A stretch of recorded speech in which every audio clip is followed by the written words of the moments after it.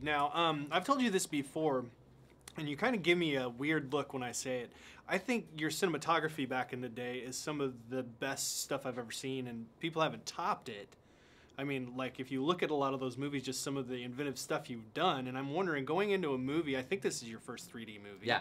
How did your past kind of help bring you into the future as far as what you wanted to do in terms of setting up a lot of these shots, which just look amazing in this movie? You know, to me, I've always, it's funny, because as a cinematographer, but also as a director, like on Addams Family and the Men in Black movies, I've always weirdly seen in 3D. And if you think about, like, Raising Arizona or Throw Mama from the Train or Addams Family, there's always a lot of wide-angle lenses, and everything is very much on axis towards the camera, which is what you want to shoot in 3D. I also use very wide lenses, which is very helpful in 3D. So when I read the script, it was my idea to shoot.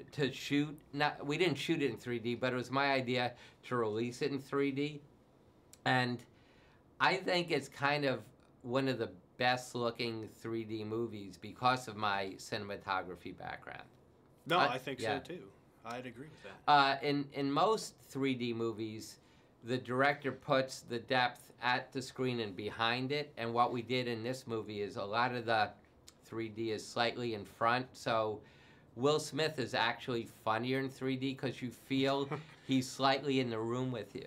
Yeah, now, and I wanted to ask you, I heard you talk earlier that this may be pushing towards a Men in Black 4 or a reboot, as they'd call it, and I'm wondering, did you put Will Arnett and, you know, Andy Warhol, his name just flew out of my head. Bill Hader. Yes. Did you put them in the movie thinking that maybe possibly those guys would come back again in the future? Oh, that's funny. You know, I love Will Arnett.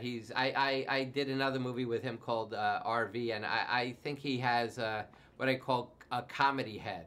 It's like a little too big, and he's a little too handsome, and he reminds me of another actor named Patrick Warburton also, who's very similar. I always say that if there is a Men in Black 4, I threaten Will Smith that it should be with his son Jaden, so I won't have to work with Will again.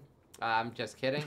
Arnett is like a perfect idea for Men in Black 4 agent because he looks like he works at Men in Black. Hader is kind of brilliant in the movie. I hadn't thought about him as an agent, though. But he is an agent, isn't he?